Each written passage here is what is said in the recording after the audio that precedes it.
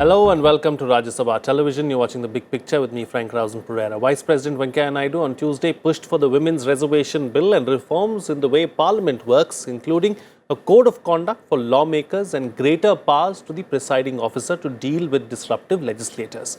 The Vice President, who delivered the first Arun Jaitley Memorial Lecture at Delhi University, also pitched for a minimum sitting for both houses in a year and a longer tenure to Parliament's standing committees.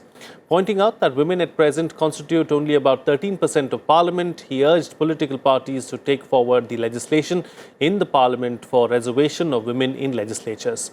The Vice President also suggested a list of broad framework of reforms for parliamentary institutions to enhance the trust of the people in them. He suggested both pre- and post-legislative impact assessment for quality and informed lawmaking.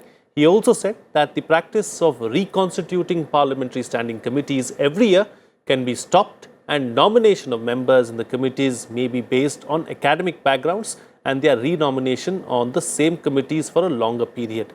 On this edition of The Big Picture, we will analyze how parliamentary institutions can be strengthened.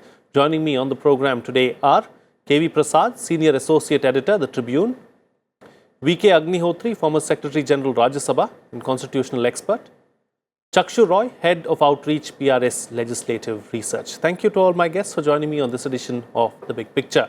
Mr. Agnihotri, let me begin the program with you. Let's first try and analyze and understand what needs to be done in the immediate near future so as to ensure that we strengthen our parliamentary institutions.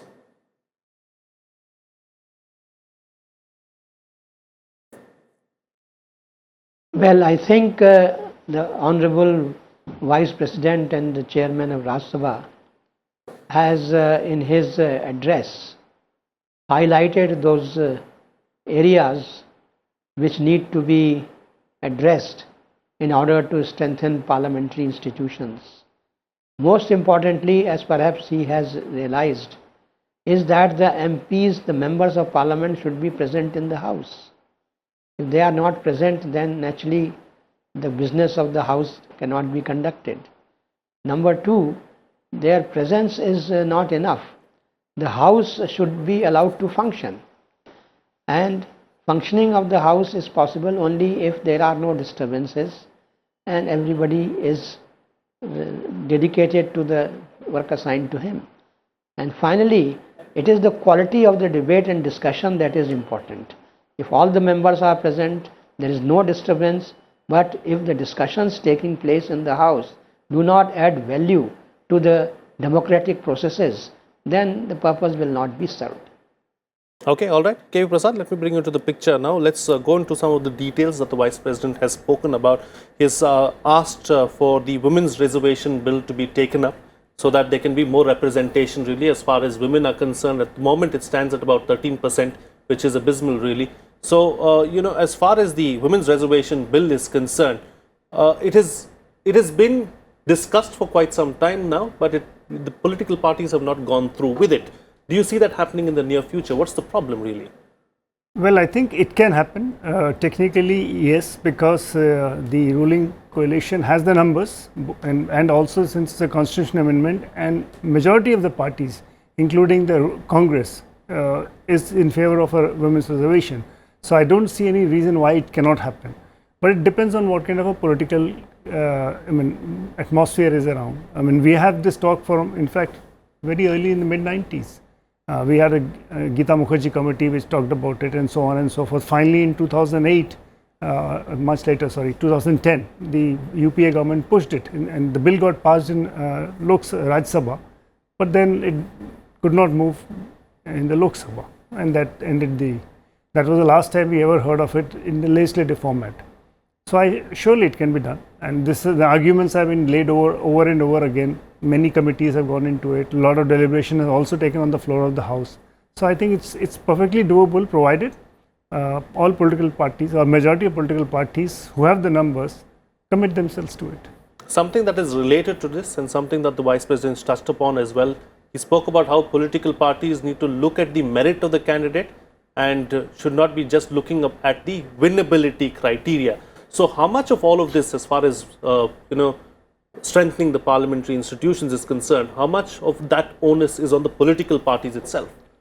I think most of it is from the political parties, because at the end of the day, when you actually sit down to pick up candidates who are going to contest, right from lower legislative bodies right till the panchayat level or whatever, one of the things that finally it says to determine is the factor of winnability.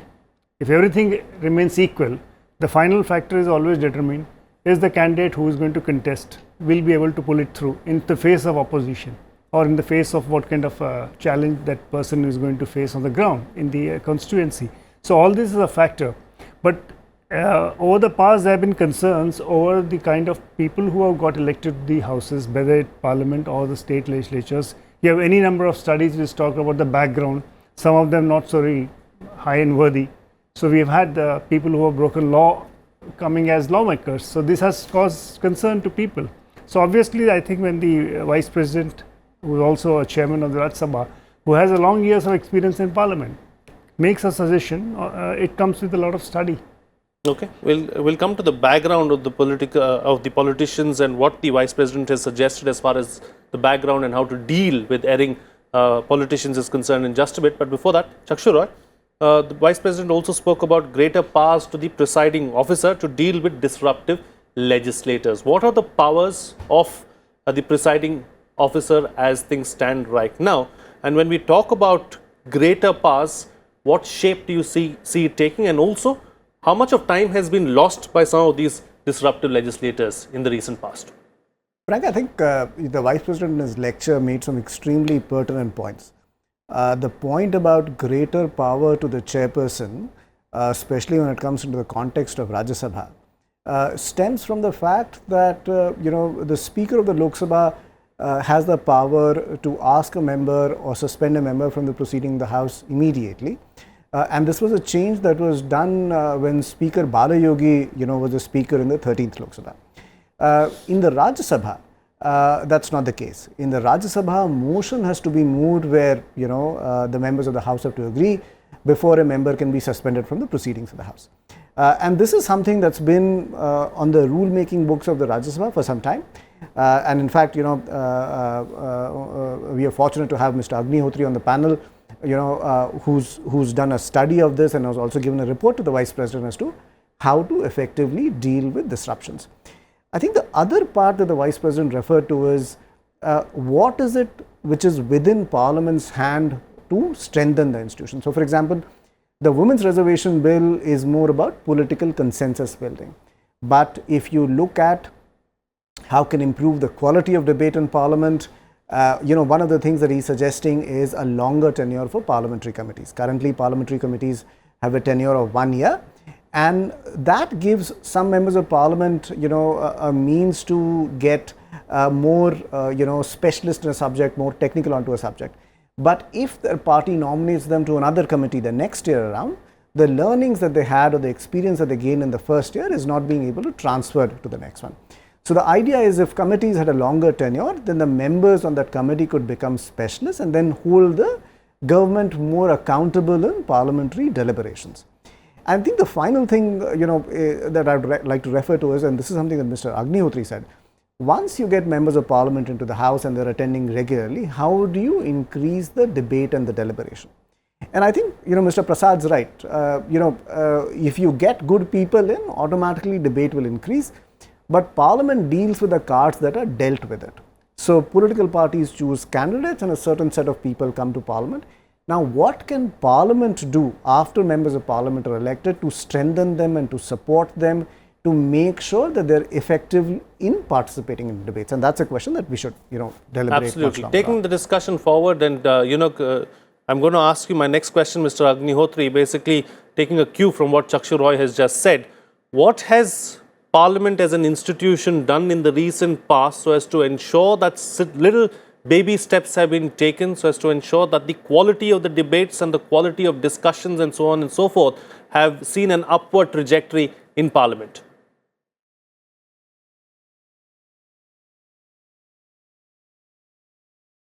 See, there is a lot still needs to be done. In the basic thing is that quality of debate, as Mr. Chakshu Roy said, depends on the kind of candidates that political parties nominate and for the various elections. Now, that being in the hands of the political parties, there is very little Parliament can do to improve their quality per se.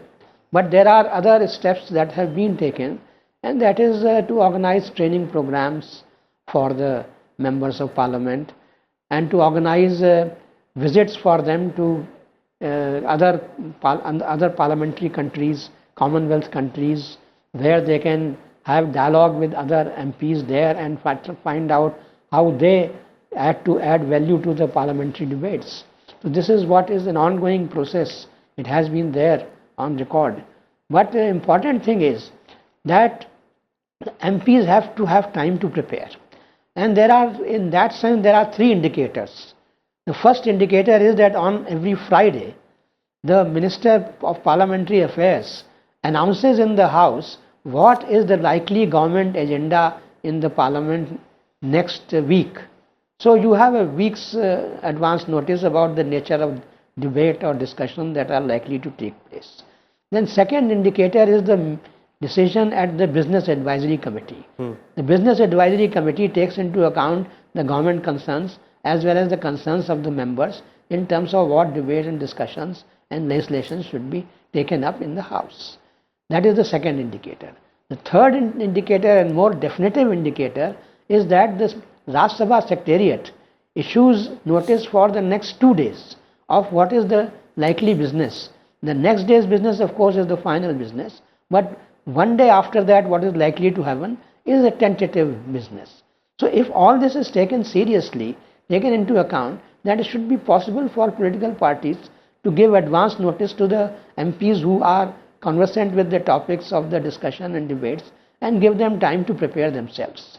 What is to be done next is also very important. You see, we don't have enough support staff for members of Parliament to assist them in their duties and responsibilities. Only the largest, that is the library staff, they try to put together some material from different sources depending on the request of the MP and try to supply it to them. But to put them together in a digestible form and to provide it to the MPs so that within the short time that is available they prepare themselves, I think this thing has to be looked at seriously, and like it is possible or it is done in other countries, some senior and educated and well conversant staff should be provided to them to assist them in their parliamentary duties. Right, okay, all right. So taking the discussion forward now, KV Prasad, since we are here, we also need to talk about the lawmaking process itself. That's something that the Vice President touched upon as well, and let's not forget that is one of the major roles of Parliament too, to make laws. So what needs to be done as far as improving the lawmaking process on the whole is concerned? He suggested that you need to have some kind of a pre and post assessment so that all stakeholders are taken on board, so that it's a holistic approach that we use. Yes, there is always a scope for improvement of lawmaking, and we have seen many cases in the past where we run through a legislative agenda or enact a bill, and then you realize unintended consequences. Like there will be a couple of instances in the last decade or so where we have Parliament passing a law, and then the political parties realize that it caused a lot of upheaval, or there was a lot of anxiety in the society for or a community or a section of people, and then it had to work. For instance, the SEZs were one major issue I remember that happened at a point of time. Anyway, that's one issue. But the point is, as Mr. Agnihotri was also making, you need strong legislative aides who are actually going to, because not everybody is a subject expert on anything that's coming up for discussion in the House. There will be a few members of Parliament who may be conversant with the subject, but they may or not be taking part in the subject debate always, for various reasons. They may be behind the House or outside or whatever. So if you have a strong legislative aides, something which most Western democracies or even some of the other democracies have been practicing for long, this gives the member of Parliament an extra added advantage taking when they need to take a position. And I think one more issue that's connected to it is probably the Vice President did make a point that perhaps the whip itself needs to be looked at differently, wherein you allow members dissent from within, because it's not that every issue, every member of Parliament on either side of the aisle will look at exactly the way the party wants to look at it. And this is a debate that's again been going on for quite a while, where members of parliament, I think it's quite fashionable or quite a practice in many cases, not in India, because once a party issues a whip, everybody has to fall in line or risk losing their membership if it goes to that extent. So I think these are all issues that I'm sure when the Vice President, as his capacity also as chairman, initiates a debate on these issues, it's bound to find traction. Right. So Chakshu, this is where I think standing committees or parliamentary committees play a major role as far as the lawmaking process itself is concerned. How much of a role do parliamentary committees play as far as the lawmaking process is concerned, and can the parliamentary committees be tweaked or something be brought in there to ensure that we create better laws? Frank, I think now the discussion that Mr. Prasad has had, Mr. Agnihotri had, Vice President's remarks. If I put it all together and I step back, I think one of the things that the Vice President, a big item that the Vice President is raising is, what is the role of Parliament in lawmaking? Right? Is the role merely an approver of Parliament legislation that the government brings to Parliament, or is it a much larger role? And if it is a much larger role, what are the things that Parliament should ideally be doing to be an effective lawmaking institution?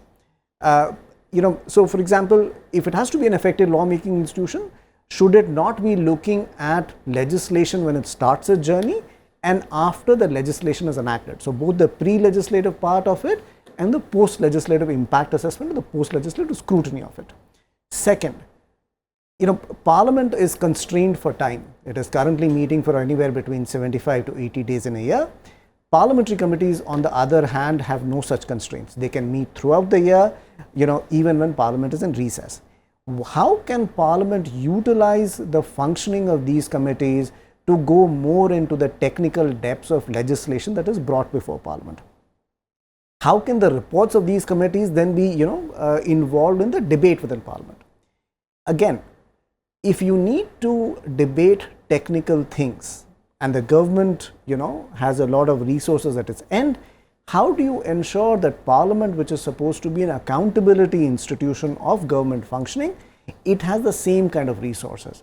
Mr. Prasad and Mr. Agnihotri both rightly pointed out that what Parliament really needs is top-notch research.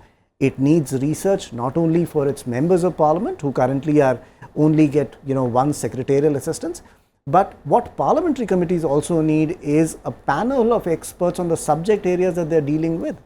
Very often what happens is parliamentary committees have to seek information from the concerned ministry that they're supposed to hold accountable. So if we put all of this together, there are a number of things that Parliament should be doing on improving the quality of legislation and improving research, ensuring that the entire life cycle of legislation is scrutinized, and empowering members of Parliament to participate in those debates. One final thought. It is the responsibility also of political parties. The legislative agenda for the session comes out a day or two before Parliament begins. Perhaps it can come out even sooner, but the moment the legislative agenda comes out, it is the responsibility of political parties that within their parliamentary committee meetings, they should tell their members, who's going to be responsible for championing or leading the debate on the party's behalf on this legislation. This will then give members of Parliament adequate time, and people will not have to respond at an hour's notice or 2 hours notice to participate and make their comments on a piece of legislation. Correct. Talking about responsibility of political parties, Mr. Agnihotri, what role can the political parties play in also ensuring the code of conduct in legislatures?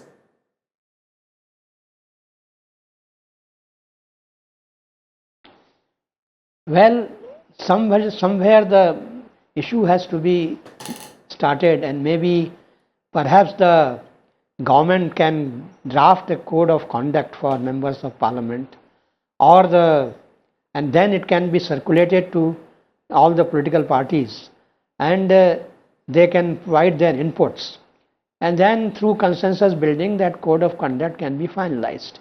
And in my opinion, some sort of code of conduct is already on the rule books, but it has to be formally established, and then when the MPs are sworn in, apart from protecting the constitution, they should also agree or to abide by the code of conduct that has been approved by the through consensus building among the political parties. So that is the way forward, in my opinion. And any violation of code of conduct should result in action being taken for the violation, because ultimately the members of parliament, members of legislative assemblies, etc., they are public servants. The Prime Minister himself has said that he is not the Prime Minister but prime public servant, and therefore public servant must abide by the expectations of the public, which are formulated into or built up into a kind of a code of conduct. That what does the public want their MPs to be doing when they have been elected, vis-a-vis their conduct in the parliament and with their various parliamentary institutions.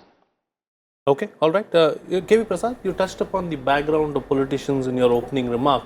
Something that is related to that the Vice President spoke about as well was about setting up special courts and tribunals for time-bound adjudication on criminal complaints against legislators and election-related matters. Do you see that happening? Do you believe that that can answer some of the problems, or do you believe that we already have the rules, regulations, laws in place, so we don't really need new courts? No, there is a difference. We have the rules, but depends on what kind of courts are trying. If the same set of courts are trying several cases, it tends to take time to settle a matter. For instance, like CBI has special courts. Now we have fast track courts only to deal with heinous crimes like rape, because that came up the post Nirbhaya episode. So there are issues which, and I think on this issue also, there are some cases where do they go for fast track, or making sure that the adjudication is done well in time, so that it doesn't become a matter of, it's time barred, in the sense a decision came much later after the whole thing has ended. So I think that of course would attend to a part of the problem. Just to refer the other issue, when we talked of the code, I remember 3 instances. When we had the 50th Golden Jubilee of Indian independence, we had a special 2-day session in Parliament Central Hall. Post that, leaders of various political parties signed the kind of code they'll run for the House, including not to disturb the question hour, so on and so forth, and signed by leaders, important. But then it ended very soon. Then we had the 1997, I think, then we had the later Ethics Committee report. So there have been instances where parliamentarians themselves have taken upon to try and correct this thing that has been crept into the system. But then this is not just a matter of procedure and practice, it's also politics. So that's where the whole thing begins. So I think that will remain so long as political parties and political systems will have to find a way wherewith the process and policy merge, and then lawmaking goes forward. This is what happens all the time. Right. All right. Another issue, Chakshu, was the minimum sitting of both houses in a year. That's something that the Vice President spoke about, and he also said that to address the issue of lack of quorum, you need to have 50% of attendance as well, as far as MPs are concerned, and the political parties can use a roster system and have that in place so that there is no lack of quorum. How much of that is an issue, do you think? I think the Vice President touched upon an extremely pertinent point when it comes to the sitting of the number of days of Parliament. And I think of legislative institutions across the country. As I mentioned earlier, Parliament sits anywhere between 65 to 75 or 80 days in a year, and that's not enough. The governance in the country has become technical. There are more issues that need to be deliberated upon, and that requires time. Some of that can be done in parliamentary committees behind closed doors, but a lot of it also has to be done on the floor of the House in front of people, where people come out with their political position on a range of issues, and that requires parliaments to be sitting. And what is the message that we keep sending to the country if Parliament only sits for 3 or 4 months in a year? Is it supposed to be a part-time institution? Ideally, the Vice President earlier and previous Vice Presidents have also expressed that Parliament should be sitting for at least 120 to 130 days in a year. Mr. Naresh Gujral, a member of Rajya Sabha, moved a parliamentary bill which talked about increasing the productivity of Parliament. Now, how do we do that? One of the things that can be done is, like in other parliamentary democracies, the calendar for parliament can be fixed well in advance. So come January, a calendar can be rolled out which says these are the 100 days that parliament, or 120 days that parliament is going to sit in a year. Just to point out the gravity of the situation, I think, the Haryana Legislative Assembly in its term of the last, 5 years was only sitting for, approximately 20 days or less in a year, right? And is that enough for a legislative institution? So that's one part of the thing. The second part of the thing that, Prasad sir touched upon was, how do you incentivize members of parliament to have an opinion on a debate? Very often what happens is, if the whip of a party has told you as to how to vote on a particular debate, what is the incentive left on a member of parliament to actually prepare for votes? Previous vice presidents and many members of parliament have also talked about the fact that perhaps the whip system should be done away with when it comes to ordinary legislation. Obviously, the whips should come into play when, the existence of a government is in question, or when the budget has to be passed and failure to pass a budget might lead to the fall of a government. In those cases, a strict whip system could be there.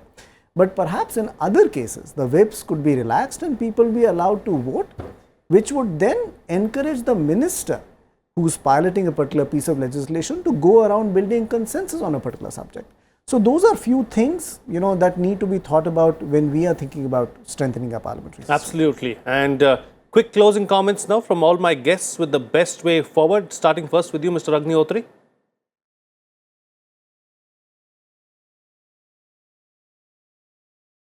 Well, there are a lot of these ideas and they have to be thought over in the proper institutions or organizations where they can put them into action.